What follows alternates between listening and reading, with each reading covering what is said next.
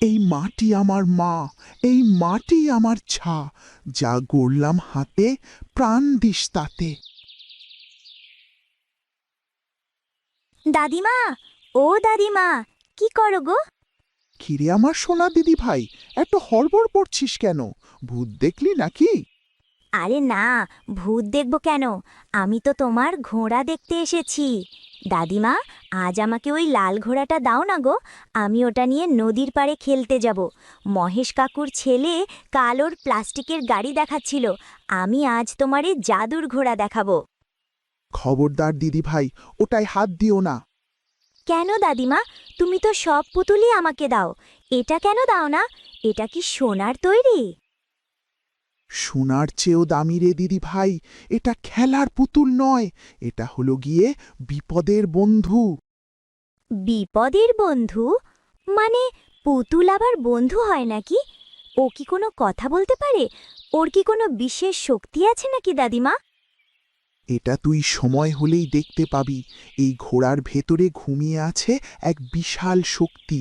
যেদিন গ্রামের বুকে কালো ছায়া নামবে, সেদিনই ও জাগবে। তার আগে ওকে বিরক্ত করতে নেই। রানী, তুই আবার দাদিমার কাজে বিরক্ত করছিস? যা এখান থেকে, ঘরে গিয়ে বর্ণপরিচয় বইটা নিয়ে বস, যা। মা, দেখো না, দাদিমা ওই ঘোড়াটা কিছুতেই আমাকে দিচ্ছে না। দেবে কিভাবে? ওটা তো তোর বাবার ছোটবেলার স্মৃতি, তাই তোর দাদিমা ওটা এত যত্নে আগলে রাখে। যা, তুই ভেতরে যা মা।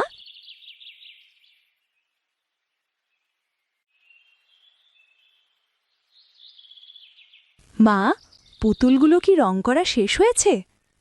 হবে রে বৌমা, আর কয়েকটা বাকি। কেন, সিধু কি এখনই হাতে যাবে? চালের ড্রামটা আজ একদম চেঁচে পুছে রান্না করেছি মা। ঘরে এক মুঠো চালও অবশিষ্ট নেই।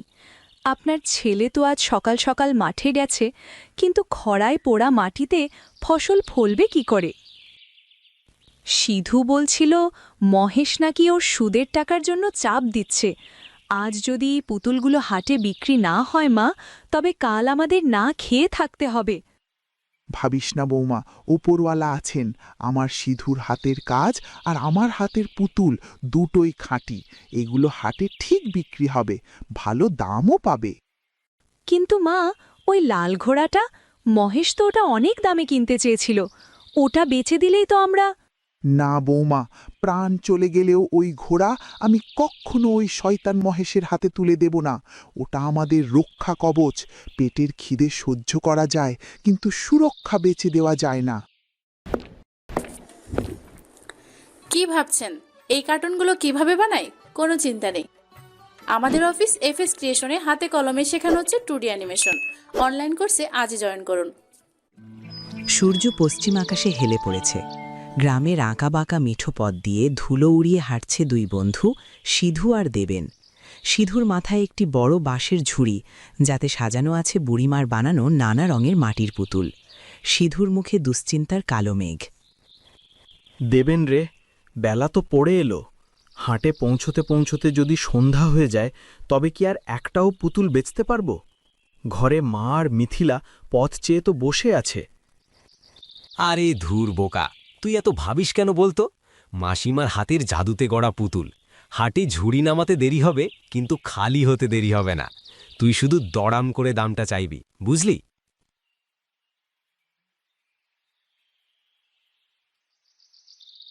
আরে ও সিধু, বলি নবাব পুত্তুর চলল কই? আর মাথায় ওটা কি, রাজমুকুট নাকি গোবর? মহেশদা, এগুলো মায়ের বানানো মাটির পুতুল। হাটে বেচতে যাচ্ছি। পথটা ছাড়ো ভাই, আমাদের দেরি হয়ে যাচ্ছে। পথ ছাড়ব?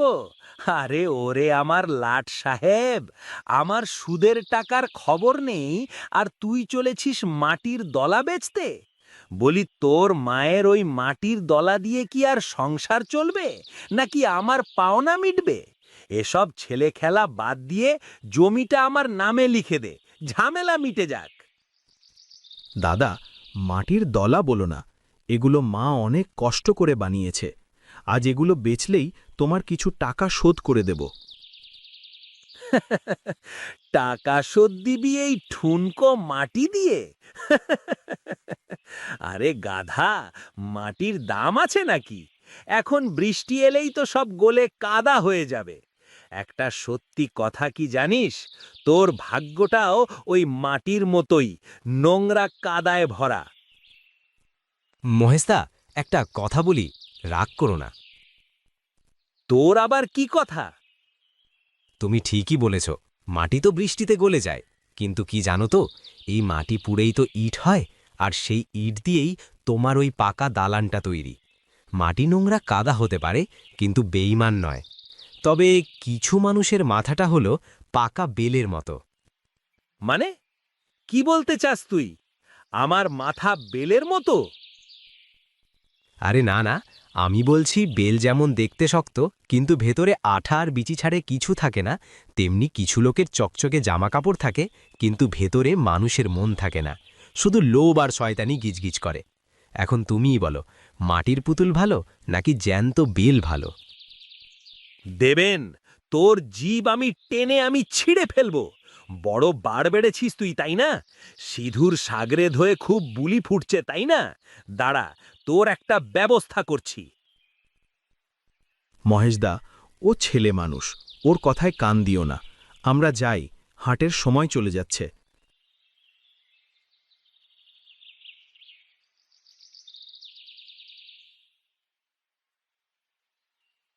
যা, আজই তোর শেষ হাটে যাওয়া। মাটির পুতুল বেচে বড়লোক হবার শখ, তাই না? দাঁড়া, আজ রাতেই এমন ব্যবস্থা করব যে পুতুল তো দূর, তোর ভিটে মাটির মাটিও থাকবে না। আর ওই লাল ঘোড়াটা আমি নেবই।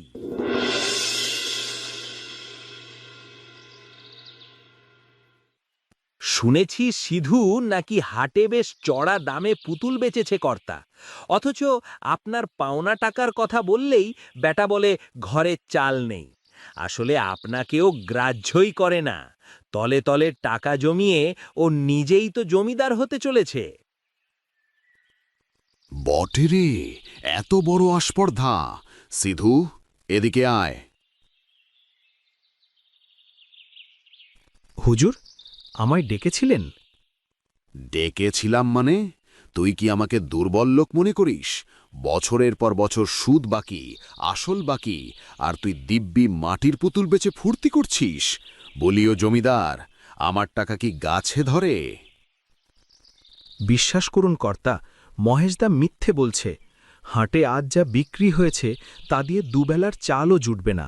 খরায় সব ফসল জ্বলে গেছে, আমি ফুর্তি করব কি করে? ঘরে আমার বুড়ো মা আর ছোট মেয়ে না খেয়ে আছে। আরে রাখ তোর কান্না, মোড়ল মশাই, ও হলো পাকা অভিনেতা। মাটির পুতুল বানায় তো, তাই নিজেও অভিনয় ভালো জানে। গরিব সাজার নাটক। চুপ করবে আলব, আমি কোনো অজুহাত শুনতে চাই না। গরিব হয়েছিস বলে কি মাথায় উঠে নাচবি? তোদের মতো ছোট লোকদের দয়া দেখানোই আমার ভুল হয়েছে। হুজুর, দোহাই আপনার, আমাকে আর কটা দিন সময় দিন। আমি দিনরাত খেটে আপনার সব পাই পয়সা মিটিয়ে দেব, কিন্তু এখন টাকা চাইলে যে আমাকে গলায় দড়ি দিতে হবে। তোর গলায় দড়ি পড়ল কি না পড়ল তাতে আমার কিচ্ছু যায় আসে না। আমার টাকা চাই। শোন সিধু, এটাই আমার শেষ কথা। কাল সূর্য ডোবার আগে যদি সুদের টাকা আমার টেবিলে না থাকে, তবে পরশু সকালে আমার লাঠিয়ালরা গিয়ে তোদের ঘর ভেঙে দেবে। ওই ভিটে মাটি তখন আমার হবে, এই আমি বলে দিলাম। না হুজুর, ওটা আমার বাপদাদার ভিটে, ওটা কেড়ে নিলে আমার মা মরে যাবে।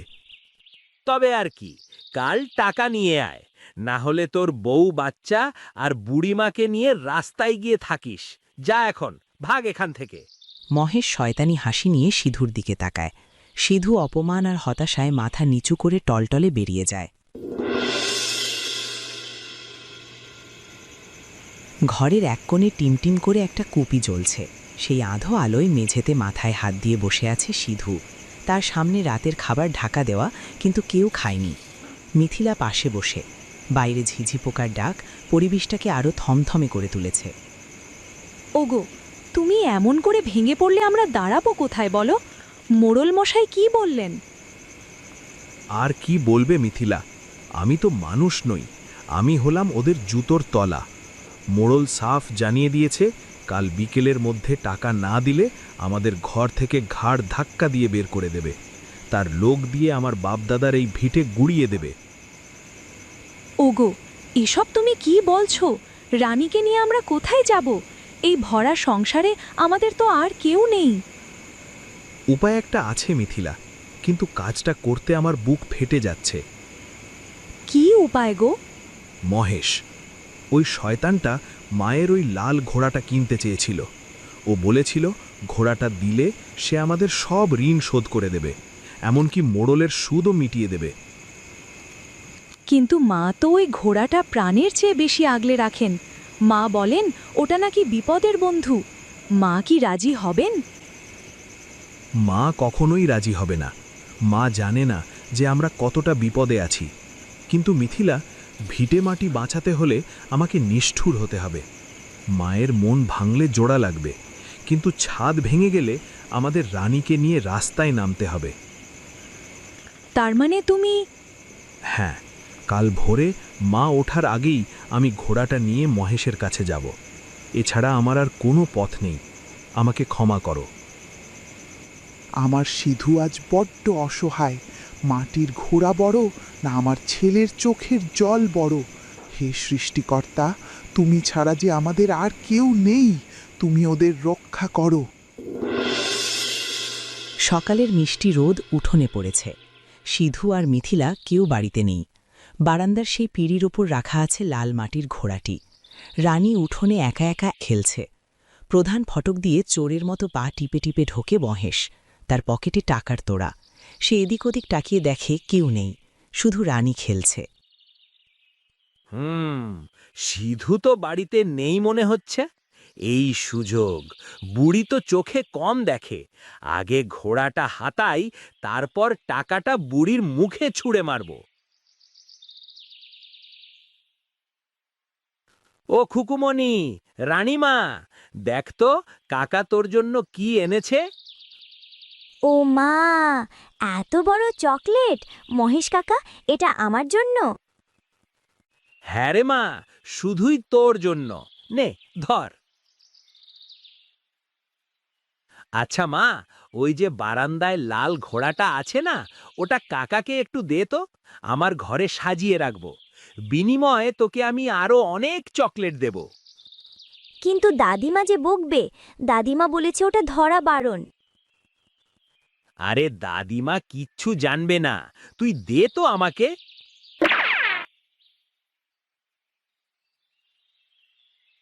খবরদার শয়তান, তোর ওই অপবিত্র হাত আমার ঘোড়ায় লাগাবি না। আরে মাসিমা, রাগ করছেন কেন? আমি তো কিনতে এসেছি। নগদ ৫,০০০ টাকা এনেছি। এই মাটির দলার জন্য এত টাকা কেউ দেবে না। টাকা? তোর টাকার মুখে ঝাঁটা মারি। তুই এসেছিস আমার ভিটে উচ্ছন্নে পাঠাতে। তোর সাহস কত বড়! তুই আমার নাতনিকে লোভ দেখাস, আর তুই আমার দেবতুল্য ঘোড়ায় হাত দিস। মাসিমা, ভালো হচ্ছে না কিন্তু। তুমি জানো যে আমি মোড়লের লোক। তুই জমের লোক হলেও আমার তাতে পরোয়া নেই। বেরো, বেরো বলছে আমার বাড়ি থেকে। ওরে বাপরে, মরে গেলাম রে। কি মজা, কি মজা! দুষ্টু কাকা পালাচ্ছে, ল্যাংড়া ব্যাঙের মতো লাফাচ্ছে। দাঁড়া বুড়ি, তোর খুব দেমাক তাই না? আজ টাকা দিয়ে মিটমাট করতে এসেছিলাম, কিন্তু তুই যখন আমাকে ঝাড়ু পেটা করলি, এর ফল তোকে পেতেই হবে। আজ রাতেই দেখবি মজা। তোর এই ঘোড়া, এই ভিটে আর এই দেমাক সব মাটির সাথে মিশিয়ে দেব। আমি মহেশ, আমাকে অপমান করে কেউ হজম করতে পারেনি। আসুক তোর শয়তানি শক্তি। আমার মাটির মা যতক্ষণ আছে ততক্ষণ অধর্মের কোনো ঠাঁই নেই। একটি বড় গাছের নিচে অস্থিরভাবে পায়চারা করছে মহেশ। তার হাতে একটি হ্যারিকেন, যার আলো খুব নিবু নিবু। সে বারবার জঙ্গলের অন্ধকারের দিকে তাকাচ্ছে। আরে ধুর, এত দেরি হচ্ছে কেন? কালু সর্দার কিতাবে কথা দিয়ে কথা রাখলো না। এদিকে রাত বাড়ছে, বুড়ি আর তার ছেলে নিশ্চয়ই এতক্ষণে নাকে তেল দিয়ে ঘুমোচ্ছে। আজ ওদের ঘুম আর কোনোদিন ভাঙতে দেব না। হঠাৎ জঙ্গলের ভেতর থেকে শুকনো পাতা মারার খসখস শব্দ শোনা যায়। মহেশ চমকে হ্যারিকেনটা তুলে ধরে। কে কে রে ওখানে? অন্ধকার চিরে বেরিয়ে আসে এক বিশাল ছায়ামূর্তি। তার পরনে কালো পোশাক, মুখে কালো কাপড় বাঁধা, হাতে চকচকে রামদা। তার পেছনে আরও জনা তিনেক ডাকাত, তাদের হাতে মশাল। মশালের লাল আলোয় ডাকাত সর্দারের চোখ দুটো হিংস্র পশুর মতো জ্বলছে। গলা নামা মহেশবাবু, আমরা এসেছি। যাক বাবা, তোমরা এসেছো। আমি তো ভাবলাম ভয়ে পিছিয়ে গেলে নাকি। ভয় শব্দটা কালু সর্দারের অভিধানে নেই। শুধু বল শিকার কোথায়, আর মালকড়ি ঠিকঠাক আছে তো? চিন্তা করো না সর্দার, ওই বুড়ির ঘরে অনেক সোনার মোহর লুকোনো আছে, আর আছে একটা বিশেষ মাটির ঘোড়া। ওটার পেটের ভেতরে হিরে জহরত থাকে। তোমরা শুধু গ্রামটা জ্বালিয়ে দাও আর সিধুর ঘরটা লুটে নাও। বিশেষ করে ওই লাল ঘোড়াটা আমার চাই। তবে আর দেরি কেন? চল, আজ ওই গ্রামটাকে একদম শ্মশান বানিয়ে দেব। ওই, তোরা মশালের আগুন উস্কে দে। ঝোপের আড়ালে লুকিয়ে আছে দেবেন। সে কোনো একটা কাজে এদিকে এসেছিল, কিন্তু মহেশকে দেখে লুকিয়ে পড়েছিল। এখন সে ডাকাতদের অস্ত্র আর মশালের আগুন দেখে ভয়ে ঠকঠক করে কাঁপছে। তার চোখ কপালে উঠেছে। সর্বনাশ, এ তো মহেশ আর সঙ্গে কালু ডাকাত। এরা তো সিধুর সর্বনাশ করতে যাচ্ছে। মহেশদা এত নিচে নামতে পারে? ছি! শোনো, কেউ যেন পালাতে না পারে, বিশেষ করে সিধু আর ওই ডাইনি বুড়ি। না, আর এক মুহূর্ত দেরি করা যাবে না। সিধু জানে না ওর দিকে জম এগিয়ে আসছে। আমাকেই বাঁচাতে হবে। হে সৃষ্টিকর্তা, আমার পায়ে শক্তি দাও। ডাকাতরা একটু দূরে যেতেই দেবেন ঝোপ থেকে বেরিয়ে আসে। সে উল্টো পথে গ্রামের ভেতরের ছোট রাস্তা দিয়ে দৌড়াতে শুরু করে। কাঁটা ঝোপঝাড় তার পায়ে বিঁধছে, কিন্তু সে থামছে না। সিধু, ওঠ ভাই, পালা! ডাকাত আসছে! ডাকাত, পালা ভাই! একদিকে মশালের সারি গ্রামের দিকে এগিয়ে যাচ্ছে, আর অন্যদিকে দেবেন প্রাণপণে দৌড়াচ্ছে। গ্রামের আকাশ আগুনের আভায় লাল হয়ে গেছে। চারিদিকে মানুষের আর্তনাদ, ছোটাছুটি আর আগুনের লেলিহান শিখা। খড়ের চালের ঘরগুলো দাউ দাউ করে জ্বলছে। রাস্তার মাঝখানে দাঁড়িয়ে আছে মহেশ, তার মুখে গর্বের হাসি। সে ডাকাত সর্দারকে আঙুল দিয়ে মোড়লের পাকা বাড়িটা দেখাচ্ছে। সর্দার, ওই যে সামনে মোড়লের বাড়ি, ওখানেই সব মালকড়ি আছে। আর আমার বাড়িটা কিন্তু ওই গলি শেষে। ওটায় যেন আঁচড় না লাগে। মনে থাকে যেন আমি তোমাদের পথ দেখিয়ে এনেছি। তুই পথ দেখিয়েছিস বলে কি তোকে পুজো করব? চোর কি কখনো ধর্মের কাহিনী শোনে রে পাগলা? এই, কে আছিস? বাঁধ বেটাকে। হ্যাঁ সর্দার, এসব কি বলছো তুমি? আমি মহেশ, আমি তোমাদের বন্ধু। আমাদের তো চুক্তি হয়েছিল। চুক্তি আবার কি? হ্যাঁ, চুক্তি আবার কি? লুটের মাল সব আমাদের। ধরোকে। ওরে বাবারে, আমার ভুল হয়ে গেছে। আমায় তোরা ছেড়ে দে রে, আমায় ছেড়ে দে। বাঁচাও! কে আছো? বাঁচাও! আমার সব শেষ হয়ে গেল যে। হঠাৎ সামনে সিধুকে দেখতে পান। সিধুর হাতে একটা শক্ত বাঁশের লাঠি, পাশে দেবেন দাঁড়িয়ে আছে একটি ভাঙা কাঠের তক্তা হাতে। সিধু, বাবা সিধু, আমাকে বাঁচা! ওরা আমার সিন্দুক ভেঙে ফেলবে, আমার ভিটে জ্বালিয়ে দিচ্ছে। তুই কিছু একটা কর বাবা। কাল তোকে আমি কত অপমান করেছি, আমাকে তুই ক্ষমা কর। মোড়ল মশাই, এখন ক্ষমা চাওয়ার সময় নয়। আপনি বাড়ির মেয়ে বউদের নিয়ে পেছনের আমবাগানে পালান। বাকিটা আমরা দেখছি। হ্যাঁ মোড়ল কাকা, আপনারা পালান। যদিও ভয়ে আমার হাত পা কাঁপছে, কিন্তু আজ একটা হেস্তনেস্ত না গড়ে ছাড়ব না। ওই মহেশ শয়তানটাকেও ছাড়ব না।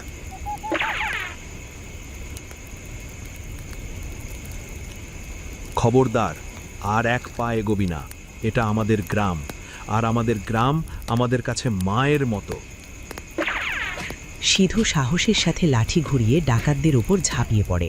দেবেনও তার পাশ থেকে তক্তা ছুঁড়ে মারে। সিধুর লাঠির বাড়িতে একজন ডাকাত পড়ে যায়, কিন্তু ডাকাতরা সংখ্যায় অনেক বেশি এবং শক্তিশালী। না, এভাবে হেরে গেলে চলবে না। মাগো, ওরে সিধু, আমাকে খোল ভাই, আমি কথা দিচ্ছি ওই সুদের টাকা আর চাইবো না। আমাকে এখান থেকে বের কর, এরা আমাকে আস্ত পুড়িয়ে মারবে। ডাকাতরা সিধু আর দেবেনকে পাশ ঘাটিয়ে বুড়িমার বাড়ির দিকে এগিয়ে যায়। সিধু মাথায় আঘাত পেয়ে ঝাপসা চোখে সেদিকে তাকায়। তার চোখ ভয়ে বড় হয়ে যায়। না, ওরা মায়ের ঘরের দিকে যাচ্ছে। রানী, মা।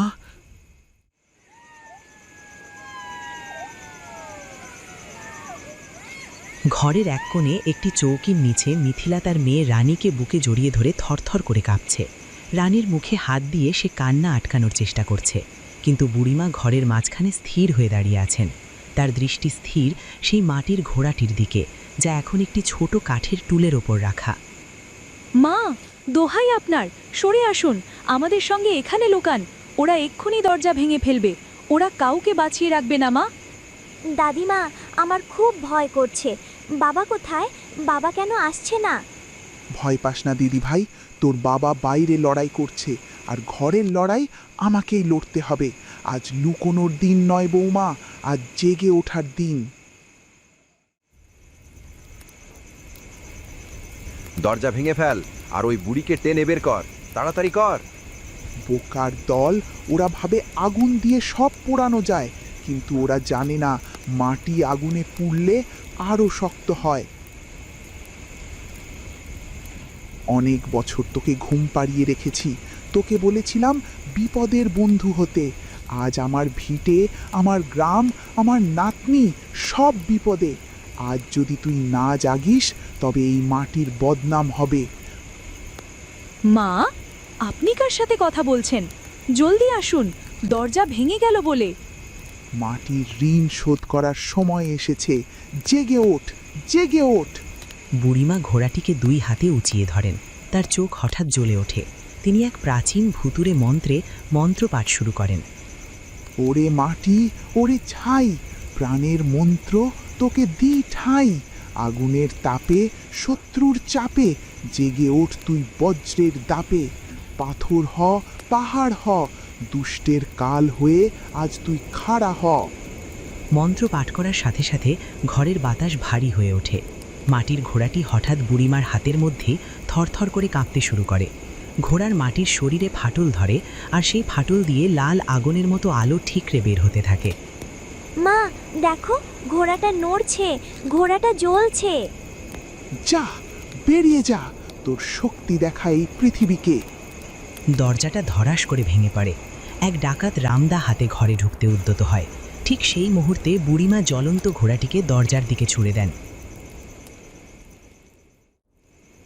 বুড়িমার ছুঁড়ে দেওয়া সেই জ্বলন্ত ছোট্ট ঘোড়াটি উঠোনের মাঝখানে এসে পড়ে। ডাকাত সর্দার আর তার সাঙোপাঙোরা চমকে দু পা পিছিয়ে যায়। ঘোড়াটি মাটিতে পড়ার পর ভাঙল না, বরং বলের মতো লাফিয়ে স্থির হয়ে দাঁড়ালো। তার গা থেকে বেরোনো লাল আলোয় উঠোনটা দিনের মতো ফর্সা হয়ে গেল। ওরে বাপরে, বুড়ি তো জাদুকর, আমাদের ভয় দেখাতে পুতুল ছুঁড়ে মারছে। এই, কে আছিস? ওই মাটির দলাটাকে লাথি মেরে গুড়িয়ে দে তো।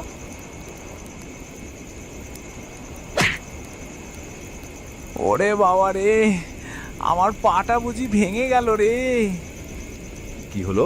পুতুল ভাঙলো না কেন? আর তুই অমন ঢং করছিস কেন? আরে, এসব কি হচ্ছে? এ তো ভূত রে, ভূত! ভূতের সাথে কখনো পাঙ্গা নিতে নেই। সবাই পালা রে, পালা! ওরে অধর্মের দল, মাটিকে দুর্বল ভেবেছিলি? দেখ আজ মাটির রুদ্র রূপ। মাফ করে দাও ঘোড়া, আমার ভুল হয়ে গেছে। আমরা আর কোনোদিনও আসবো না। জান ভিক্ষা দাও। আমার ঘোড়া অধর্মীকে ছাড়ে না, তবে আজ তোদের প্রাণ নিচ্ছি না, যাতে ফিরে গিয়ে বলতে পারিস এই গ্রামে আর কোনোদিন নজর দিবি না।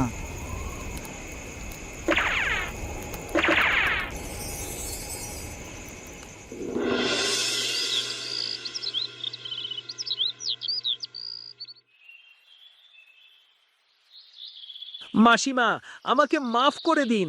লোভে পড়ে আমি অন্ধ হয়ে গিয়েছিলাম। ভেবেছিলাম মাটির পুতুল তুচ্ছ জিনিস, কিন্তু এই পুতুলই আজ আমাদের প্রাণ বাঁচালো। আমি কথা দিচ্ছি, জীবনে আর কোনোদিন সুদের ব্যবসা করব না, মানুষের ক্ষতি করব না। মহেশদা, তোমার জন্যই আজ গ্রামের এই দশা। ডাকাতগুলো তো তুমিই এনেছিলে, তাই না? থাম সিধু, সকালের এই পবিত্র আলোয় পুরনো রাগ পুষে রাখতে নেই। ও যখন নিজের ভুল বুঝতে পেরেছে তখন ও মাফ পাওয়ার যোগ্য। দিদি, তুমি আমাকে ক্ষমা করো। আমি ক্ষমতার দম্ভে অন্ধ ছিলাম, টাকার গরম দেখিয়ে তোমার ভিটেমাটি কাটতে চেয়েছিলাম। অথচ আজ তোমার এই মাটির জাদুই আমার পাকা দালান আর আমার জীবন দুটোই বাঁচালো। আজ থেকে সিধুর সব ঋণ আমি মকুব করে দিলাম। সত্যি বলছেন কর্তা? হ্যাঁ রে বাবা, আজ বুঝলাম ধনের চেয়ে মনের জোর অনেক বড়। তোমরা সবাই শোনো, মাটিকে কখনো অবহেলা করো না। আমরা এই মাটির বুকেই জন্মেছি, এই মাটির ফসলেই বেঁচে থাকি, আর শেষে এই মাটিতেই মিশে যাব। মাটি নরম, তাই আমরা তাকে দুর্বল ভাবি, কিন্তু প্রয়োজনে এই মাটি পাথর হয়ে আমাদের রক্ষা করে। মাটি আমাদের মা, মাটি রক্ষক। মাসিমা, আমরা সবাই মিলে গ্রামটা আবার গড়ে তুলব। আমি আমার গোডাউন থেকে সবাইকে চাল আর টিন দেব। আর আমরা সবাই মিলে শ্রম দেব। আমাদের গ্রাম আবার আগের মতো সুন্দর হবে। বাহ! তবে মনে রাখিস, এই ঘোড়া আবার ঘুমিয়ে পড়ল, কিন্তু যদি আবার অধর্ম মাথাচড়া দেয়, ও কিন্তু আবার জাগবে। ভিডিওটি যদি আপনাদের ভালো লেগে থাকে তাহলে চ্যানেলটি সাবস্ক্রাইব করে দিন। ঠান্ডা রে, দেখছিস? হ্যাঁ রে, তাই তো দেখছি রে। ঠান্ডা পানিতে বেশিক্ষণ থাকলে আমার আবার ঠান্ডা জ্বর আসে। মা বকাবকি করে রে।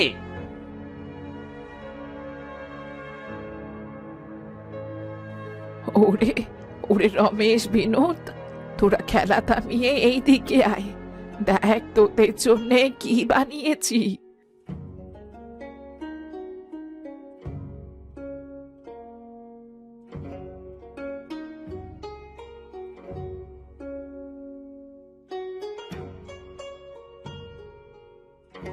কি বানিয়েছো ঠাকুমা? এই দেখ রে, কচু শাকের মিষ্টি। ঠাকুমা, কচু শাকের আবার মিষ্টি হয় নাকি? সেটা আবার কেমন গো?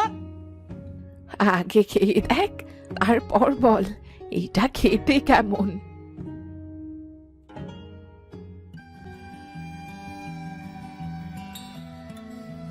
আহ, কি স্বাদ ঠাকুমা!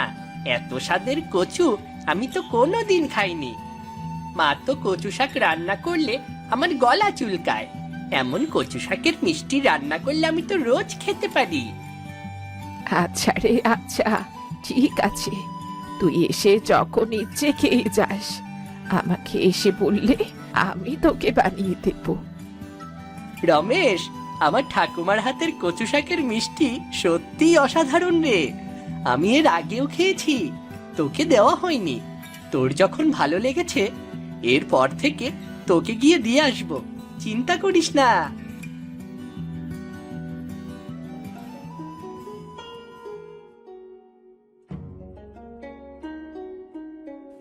কি মা, আজ দুটোকে নিয়ে কি করছো? আর বলিস না রে নিতাই, আমার নাতি দুটোকে কচু শাকের মিষ্টি খাওয়াচ্ছি। রমেশ নাকি কোনোদিন খায়নি এই মিষ্টি। তাই নাকি? আজকে কচু শাকের মিষ্টি বানিয়েছো? আমাকে একটা দাও মা। তোমার হাতের কচু শাকের মিষ্টি কতদিন খাই না। কই গো গিন্নি, এক গ্লাস জল দাও। তুমি বসো, আমি জল নিয়ে আসছি।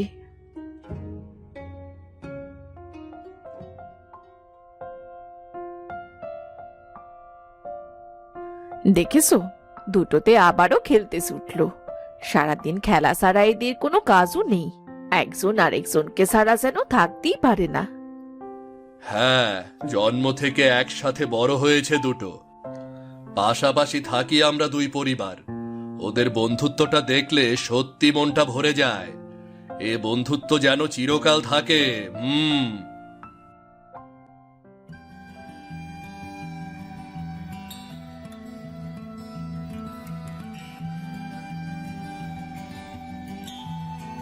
রমেশ, কই রে, ঘুম থেকে উঠিসনি?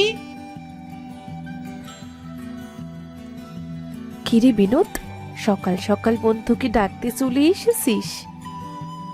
কাকিমা, রমেশকে একটু ডেকে দাও না, দরকার ছিল। হ্যাঁ, তোদের তো রাজ্যের দরকারি সব কাজ থাকে, দুটোতে মিলে যেন রাতটা পোহাতে দিস না। ঠিক আছে, দাঁড়া, এক্ষুনি রমেশকে ডেকে দিচ্ছি। কিরে বিনোদ, সকাল সকাল? এই তো কাকু, রমেশকে নিতে এসেছি। রমেশ এখনো ঘুম থেকে ওঠেনি রে, অপেক্ষা কর, তোর কাকিমা ডেকে দিচ্ছে। কাকু, আপনি কাজে যাচ্ছেন? হ্যাঁ রে বিনোদ, আজ তো ছুটির দিন, আজও কাজ আছে? হ্যাঁ রে বাবা, কি করব বল, কাজ যখন বেশি পড়ে তখন আর ছুটির দিন বলে কোনো কথা নেই রে। তুই থাক, আমি তাহলে যাই রে। ঠিক আছে কাকু।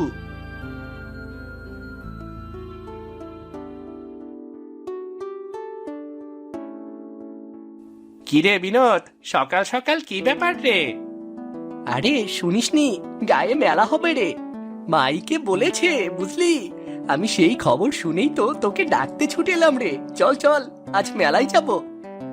মেলায় যাবি ঠিক আছে, তাই বলে সকালবেলায় আমার ঘুম থেকে ডেকে তুলি তুই? তুই পারিস বটে। আচ্ছা আচ্ছা, চল চল।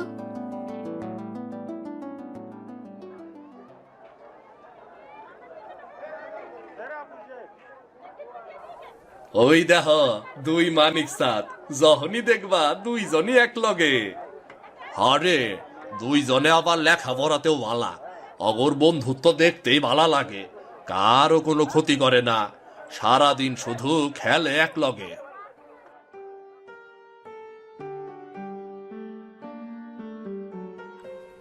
জানিস বিনোদ, আমরা শহরে যাব রে, বাবা বলেছে ওখানে স্কুলে আমাকে ভর্তি করে দেবে। কি বলিস, তুই চলে যাবি? তাহলে আমি কার সাথে খেলবো রে? তুই কি আর কখনো আসবি না? তোকে কি আর কখনো দেখবো না? আমিও তো সেটাই ভাবছি রে, আমার একটুও ভালো লাগছে না জানিস, তোকে ছাড়া আমার খেলতে ভালো লাগে না। আর তুই ভাবিস না, আমি ঠিক আবার তোকে দেখতে আসবো। তুই আমাকে ভুলে যাবি না তো বিনোদ? এই তুই আমাকে চিনলি, তোকে আমি ভুলে যেতে পারি বল?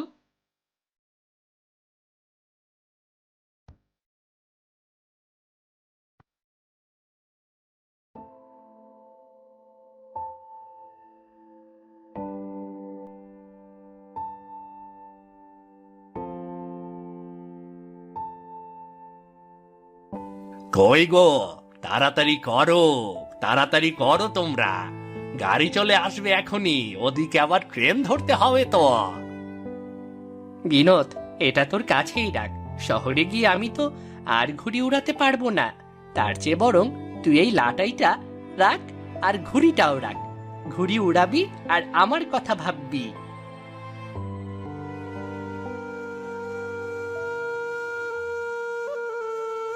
সারে বিনোদ, মন খারাপ করিস না, ভালোভাবে লেখাপড়া করিস, তোর বন্ধু তোকে আবার দেখতে আসবে।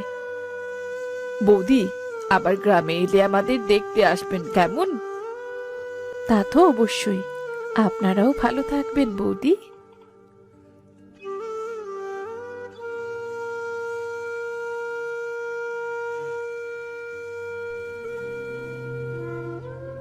কাঁদিস না রে বাচ্চা, কাঁদিস না, তোদের এই বন্ধুত্ব যদি সত্যি হয়, দেখবি একদিন না একদিন আবার তোদের দুজনের দেখা হবে। চোখের আড়াল হলে কি মনের আড়াল হয় রে? আমি এখন কার সাথে খেলবো ঠাকুমা, কার সাথে খেলবো? কি আর করবি, বন্ধু হারিয়ে গেলে আবার নতুন করে বন্ধু খুঁজে নিতে হয়। জীবন তো আর থেমে থাকে না রে বাবা।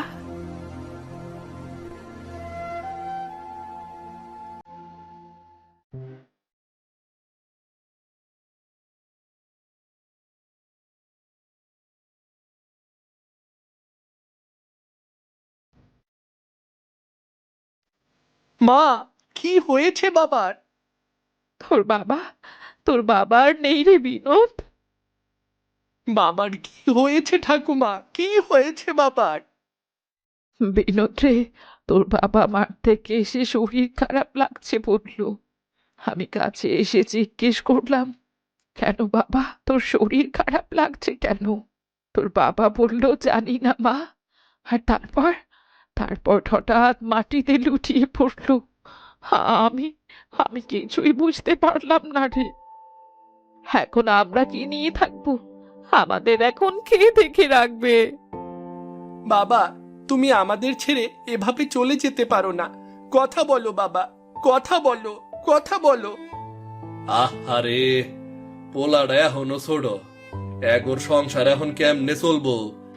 একমাত্র উপার্জন করা মানুষ আছিল নি, তাই অকালে এমনে চইলা গেল।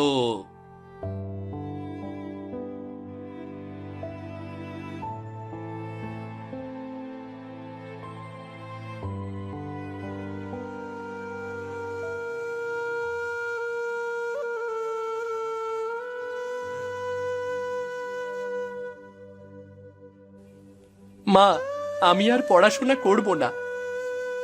আমি আর কি বলবো রে বাবা, আমাদের তো এখন খেয়ে পড়ে বেঁচে থাকাই দায়। আমি আর তোকে কিভাবে পড়াবো? মা, আমি বাজারে কথা বলে এসেছি, প্রতিদিন মানুষের কিছু সবজি বিক্রি করে দেব, তাতে তারা টাকা দেবে, আর আমাদের ছোট জমিটাতে আমি ফসল ফলাবো গো মা। হ্যাঁ রে বাবা, তুই ছাড়া আমাদের কে আছে এখন? এখন থেকে সংগ্রাম করে বেঁচে থাকতে হবে। তুমি চিন্তা করো না ঠাকুমা, আমি তো আছি, একটা ব্যবস্থা ঠিকই হবে।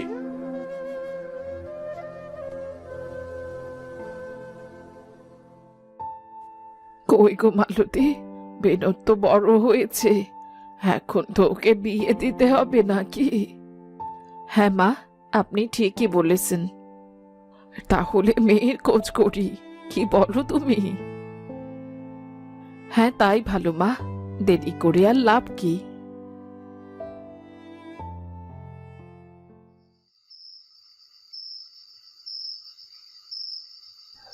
কই রে বিনোদ, জানিস আজকে তোর জন্য মেয়ে দেখেছি রে। বলো কি ঠাকুমা, আমাকে তো কিছু বললে না? কেন, তোকে আবার কি বলবো? তোর কি কোনো পছন্দ আছে নাকি রে? থাকলে বল।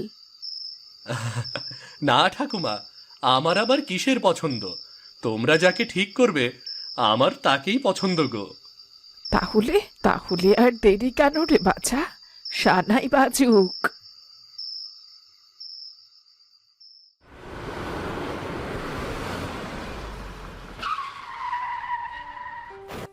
আচ্ছা বাবা, তুমি মাঝে মাঝে কেমন চুপচাপ হয়ে যাও, কি মনে করো বাবা? কি ভাবো তুমি?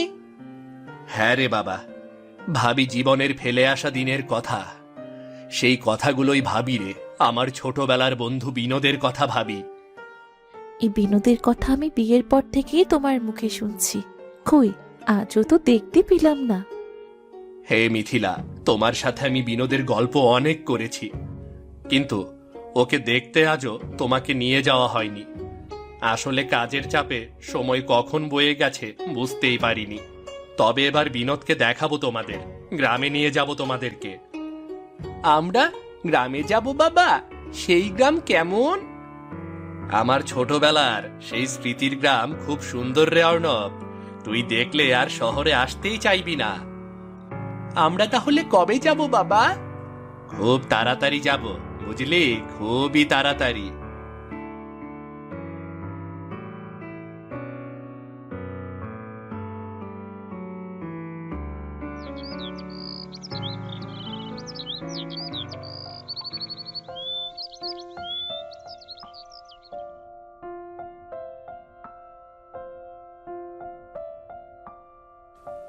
কি গো, মাঝে মাঝে দেখি তুমি এই পুরাতন লাটাইটা মুছে পরিষ্কার করো, এইটা কি অনেক আগের? আরে বউ, এ হলো বিনোদের কলিজার জিনিস, ওর বন্ধু রমেশের দেওয়া শেষ স্মৃতি। দুটোতে যে কি ভালোবাসা ছিল, সারাদিন গ্রামের এদিক ওদিক ঘুরে বেড়াতো, সর্বক্ষণ একসাথে থাকতো। তা তোমার সেই বন্ধু কোথায় এখন? শহরে চলে গেছে, তারপর বহু বছর কেটে গেছে, আর ওকে দেখিনি। কে জানে কেমন আছে, আমাকে ভুলে গেছে কিনা। না রে বিনোদ, রমেশ তোকে ভুলেনি, আমার বিশ্বাস, দেখবি ও একদিন ঠিক তোকে দেখতে আসবে। তাই যেন হয় ঠাকুমা। রমেশের কথা আমার খুব মনে পড়ে। ওর সাথে কাটানো দিনগুলো যেন স্বপ্নের মতো গো।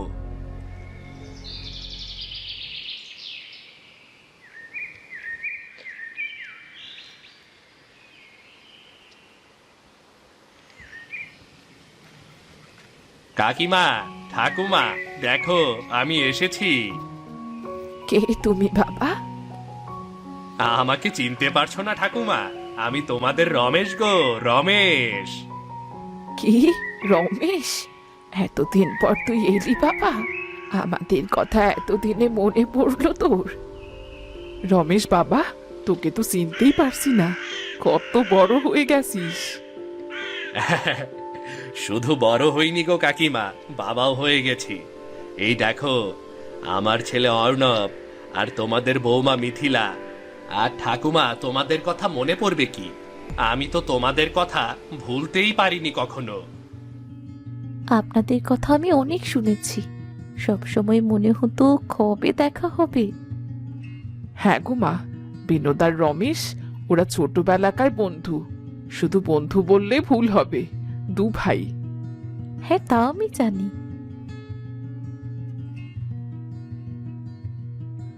মা, এনারা কারা? বৌমা, এই হলো রমেশ আর ওর বউ মিথিলা, আর ওদের ছেলে অর্ণব, যে রমেশের গল্প তুমি বিনোদের মুখে সব সময় শোনো। কাকিমা, বিনোদ কোথায়?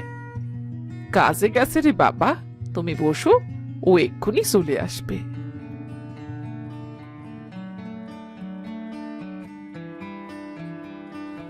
বন্ধু, আবার তোকে কত বছর পরে দেখছি বলতো? রমেশ তুই? আমি কি স্বপ্ন দেখছি না বাস্তব রে? না রে বিনোদ, স্বপ্ন নয়, সত্যি, আমি সত্যিই এসেছি রে। এত বছর পরে আমার কথা তোর মনে পড়লো? না রে বন্ধু, তোর কথা আমি কখনো ভুলিনি। তুই আমার মনেই ছিলি, কিন্তু কাজের চাপে ব্যস্ত ছিলাম, তাই আসা হয়নি। আচ্ছা বাদ দে, চল আমরা আমাদের ছোটবেলার নদীর পাড়ে যাই, চল। বাবা, আমিও যাব। কিরে, এটা তোর ছেলে রমেশ? হ্যাঁ রে বিনোদ, আমার একমাত্র ছেলে অর্ণব। চলো বাবা, তোমার বাবা ছোটবেলার কোথায় খেলতো তোমাকে দেখিয়ে নিয়ে আসি, চলো চলো।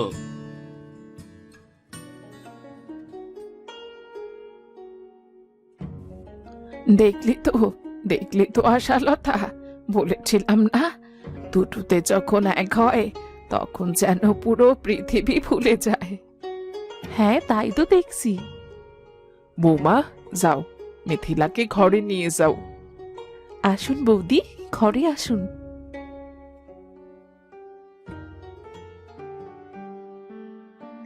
কে গো মালতী, শহর থেকে রমেশ এসেছে ওর বউ বাচ্চা নিয়ে। ঘরে তো তেমন কিছুই নেই, ওরা শহরের মানুষ, আমাদের খাবার তো অত পছন্দ করবে না মনে হয়। কি খেতে দেই বলো তো? এত ভাবছেন কেন মা? রমেশ যতই শহরে থাকুক, ও তো আমাদের ঘরের ছেলেই। আর ওর পছন্দের কথা বলছেন? আপনি কি ভুলে গেছেন আপনার হাতের কচু শাকের মিষ্টি ওর কত পছন্দ? আপনি ওটাই তৈরি করুন, দেখবেন রমেশ খুব খুশি হবে। তুমি ঠিকই বলেছ বৌমা, তাহলে তাই করো। আমাকে কিছু কচু শাক এনে দাও, আমি কচু শাকের মিষ্টি বানিয়ে দিই। আচ্ছা মা, আপনি বসুন, আমি এক্ষুনি কচু শাক এনে দিচ্ছি।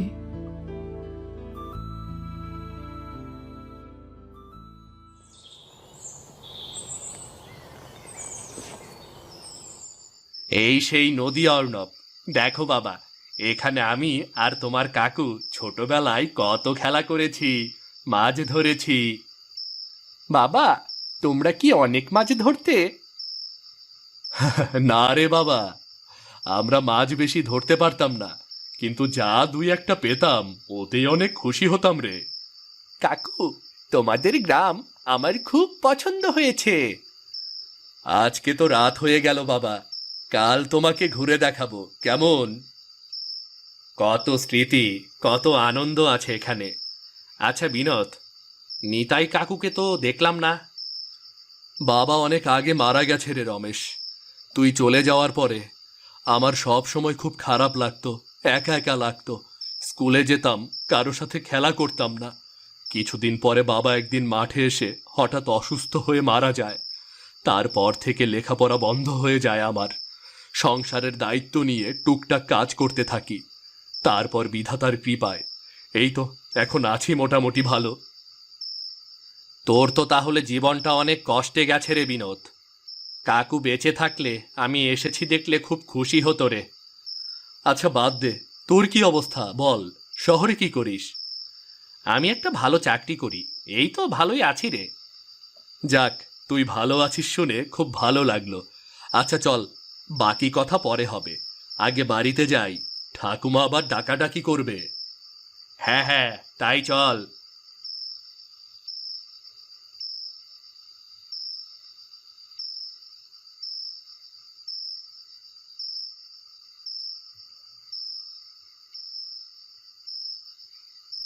কিরে, তোদের গল্প কি হলো? এতদিনের জমানো কথা কি আর এত তাড়াতাড়ি শেষ হয় ঠাকুমা? তা তো বুঝতেই পারছি, কিন্তু পেটে পেটে তো আগে খাবার জল কিছুতে, তারপরে না হয় গল্প করিস। সারা রাত তো পড়েই আছে। হ্যাঁ ঠাকুমা, আমাদের খেতে দাও, আসলে অনেক খিদে পেয়েছে গো। দেখেছিস বন্ধু, আমাদের বউয়েরাও বন্ধু হয়ে গেছে। হ্যাঁ রে, ঠিকই বলেছিস। বাবা, তোরা খেতে বস, আমি এক্ষুনি খাবার নিয়ে আসছি। হ্যাঁ মা, নিয়ে আসো।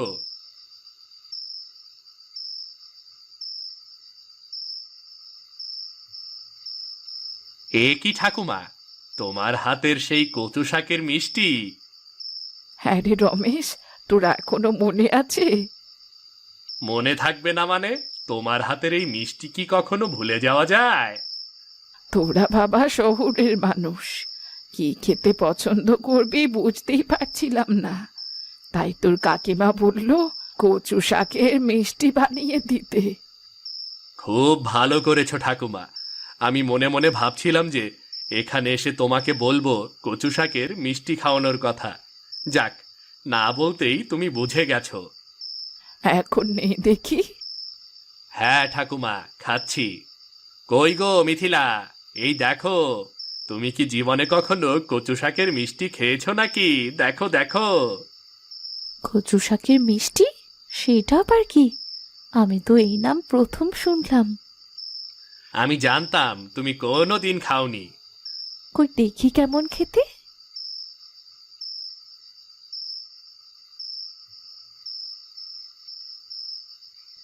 এত স্বাদ! এটা কে বানিয়েছে? ঠাকুমা বানিয়েছে গো, সেই ছোটবেলায় খেয়েছিলাম, আজও যেন মুখে লেগে আছে, ভুলতে পারিনি। বলো কি ঠাকুমা, আমাকে এই রেসিপিটা শিখিয়ে দিতে পারবে? এটা আমি বাড়ি গিয়ে বানাবো। আচ্ছা ঠিক আছে, আমি বলে দেব কিভাবে বানাতে হয়। বাবা, সত্যি এটা খেতে অসাধারণ। আমাদের স্কুলে যে পিঠাপুলির উৎসব হয় না, ওখানে যদি এই কচু শাকের মিষ্টি খাওয়ানো হয়, সবাই অবাক হয়ে যাবে। ঠিক আছে অর্ণব, আমি ঠাকুমার কাছ থেকে এটা বানানো শিখে নেব, আর তোমাকে বানিয়ে খাওয়াবো।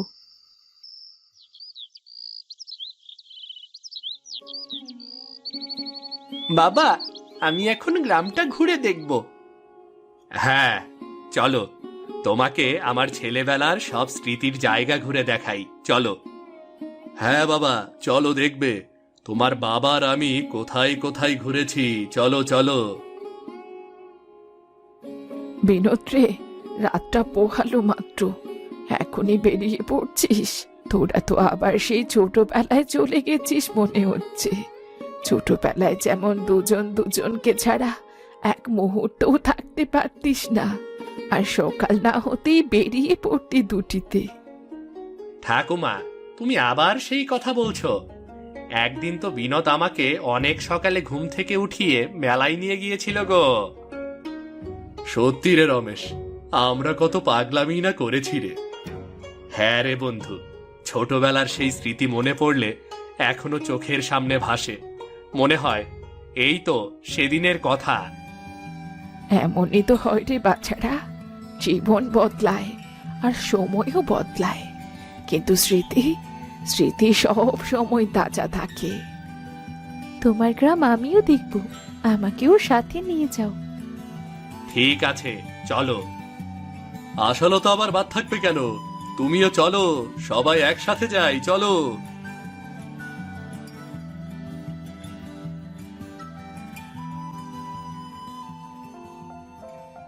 গ্রামটা আগের মতোই সুন্দর আছে। অর্ণব, দেখছো কি সুন্দর নদীর জল, সবুজ মাঠ।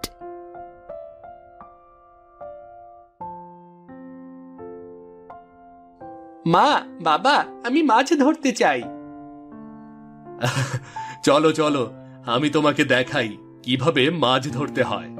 শহরের ছেলে হলেও কিছুটা গ্রামীণ মজা তো করতেই হবে। হ্যাঁ অর্ণব, আমাদের ছোটবেলার দিনগুলো উপভোগ করো, কেমন?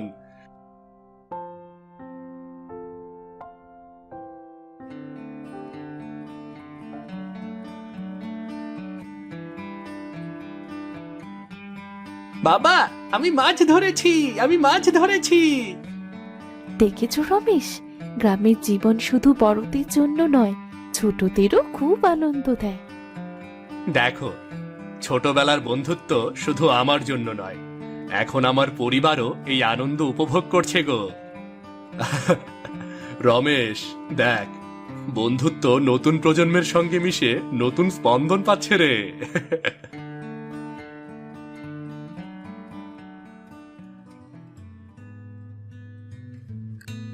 কি রে বিনোদ, তগর বাড়িতে অতিথি আইছে নাকি রে? অতিথি না কাকা, রমেশ, চিনতে পারছো না? রমেশ, সেই ছোট্ট রমেশ, তোর বন্ধু?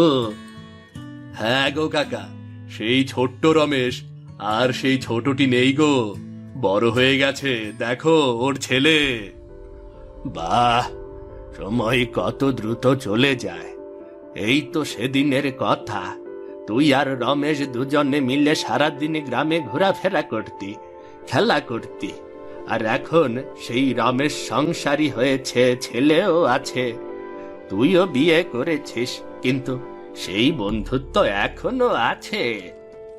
হ্যাঁ কাকা, সময় তো চলে যায় সময়ের নিয়মে, কিন্তু হৃদয়ের টান সে তো হৃদয়েই রয়ে যায়। হ্যাঁ রে বাবা, ঠিকই বলেছিস রে, সময়ের সাথে সবই পরিবর্তন হয়, কিন্তু মনের টান, ঐতিহ্য, এসব কি আগের মতোই থেকে যায়। একদম ঠিক কথা বলেছ কাকা।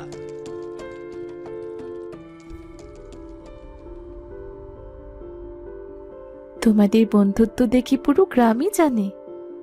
আমিও তো তাই দেখছি, এতদিন বিনোদের মুখে শুনেছি, কিন্তু ওরা যে গ্রামে সবার ভালোবাসার দুই বন্ধু ছিল তা তো বুঝিনি। মিথিলা, জীবনে একটি সঠিক বন্ধু পাওয়া ভাগ্যের ব্যাপার, বুঝেছ? বিনোদকে পেয়ে আমি সেই ভাগ্যবান। বুঝেছ তুমি? হ্যাঁ, তা আমিও বুঝিনি। আমারও সেই একই কথা আসলতা। রমেশের মতো বন্ধু সবার ভাগ্যে জোটে না। আমি জানতাম রমেশ একদিন না একদিন ঠিকই আমাকে দেখতে আসবে। দেখলে তো, আমার বিশ্বাস ঠিক হলো। যাই হোক, তোমাদের বন্ধুত্ব দেখলে শান্তি লাগে। তোমরা সারা জীবন এইভাবেই থেকো। বাবা, তোমার তো বন্ধু আছে, আমার বন্ধু কই? বাবা, বন্ধুত্ব কি কেউ বানিয়ে দিতে পারে রে? বন্ধুত্ব খুঁজে নিতে হয়। অন্তরের মিল যার সাথে হয় সেই বন্ধুত্ব হয়। আমিও তাহলে বন্ধু খুঁজে নেব।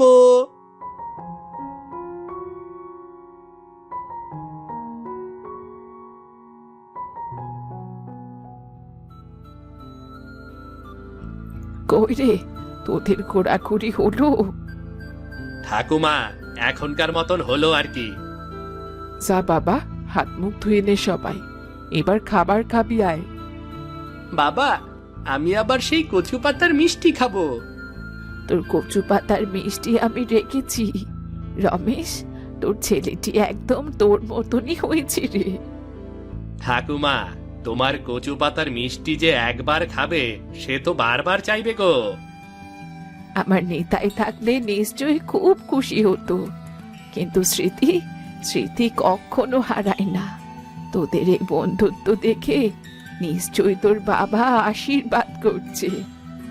হ্যাঁ ঠাকুমা, ছোটবেলার বন্ধুত্ব, স্মৃতি এবং পরিবারের সহানুভূতি, এই সবই তো আমাদের শক্তি। আজ রমেশ ফিরেছে, আমরা আবার সেই আনন্দ অনুভব করছি গো। বিনোদ, দেখেছিস, জীবন যতই ব্যস্ত হোক, স্মৃতি আর বন্ধুত্ব চিরকাল হৃদয়ে থাকে। শহরের জীবনে কষ্ট আছে, ব্যস্ততা আছে, কিন্তু গ্রামে সেই শান্তি রে। ঠিক বলেছিস রমেশ, আমরা যতই বড় হই না কেন, সময় যতই পরিবর্তন হোক, স্মৃতি এবং বন্ধুত্ব সব সময় জীবনের অংশ হয়ে থাকে। হ্যাঁ বাবারা, জীবন যতই কঠিন হোক না কেন, পরিবারের সহানুভূতি, বন্ধুত্ব আর স্মৃতি আমাদের আনন্দের উৎস। এমন গল্প দেখতে আমাদের চ্যানেলটা সাবস্ক্রাইব করতে ভুলবেন না কিন্তু।